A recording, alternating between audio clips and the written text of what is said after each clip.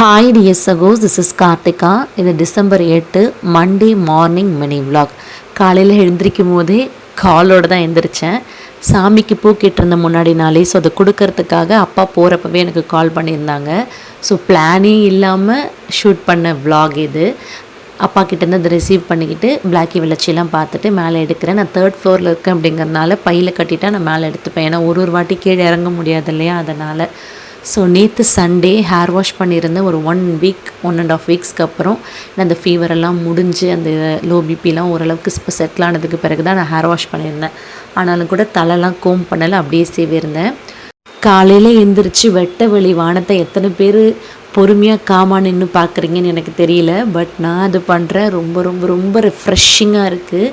ஏன்னா எல்லோரும் பக்கத்தில் வீட்டில் அரிபரியில் ஓடும்போது இதுக்கு எத்தனை பேருக்கு டைம் இருக்குதுன்னு தெரியல. தலையெல்லாம் சீவிட்டு எந்திரிச்சதுக்கு பிறகு தம்பி எந்திரிச்சிட்டாரு. அவர் சாப்பாடை ஊட்டி கீழே கொண்டு போகிறேன். நான் யூஸ்வலாக குப்பையை தம்பி ஸ்கூலுக்கு அனுப்பும் போது அப்பாக்கிட்டே கொடுத்துருவேன். ஏன்னா நான் 3rd ஃப்ளோரில் இருக்கேன். குப்பை வண்டி எடுத்துகிட்டு வரவங்க கூப்பிடுறது எனக்கு காதில் விழ மாட்டேங்குது, விசில் சத்தமே கேட்க மாட்டேங்குது. அதனால் அப்பாக்கிட்டே கொடுத்துட்டு அவங்களே டிஸ்போஸ் பண்ணிவிடுவாங்க.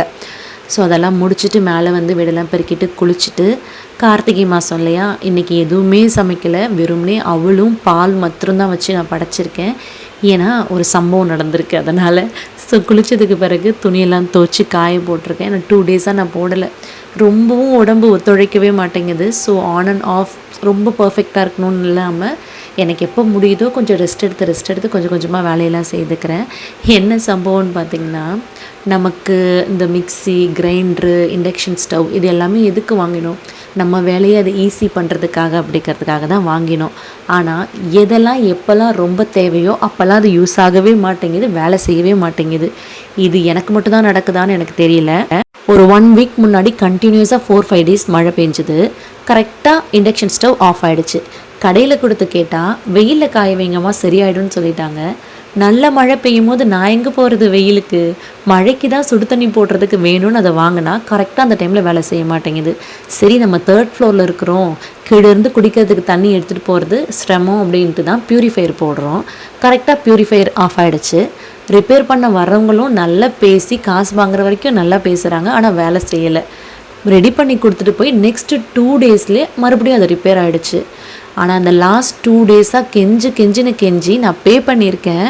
ஆனால் அவ்வளோ கைண்டாக பேசியும் அவ்வளோ கெஞ்சியும் அவங்க இன்றைக்கி தான் அதை ரெடி பண்ணி கொடுக்குறாங்க. கைண்டாக இருக்கிறவங்கள ரொம்ப கிராண்டடாக யூஸ் பண்ணிக்கிறாங்களோ அப்படிங்கிற மாதிரி எனக்கே ஃபீல் ஆகிற அளவுக்கு இந்த அங்கிள் பண்ணிட்டாங்க. லாஸ்ட் 2 டேஸாக தண்ணி இல்லாமல் கீழேருந்து கொண்டு சொல்கிறதுக்கு ஒன்றும் இல்லை. இந்த வீடியோ இங்கே முடியுது. நெக்ஸ்ட் வீடியோவில் பார்க்க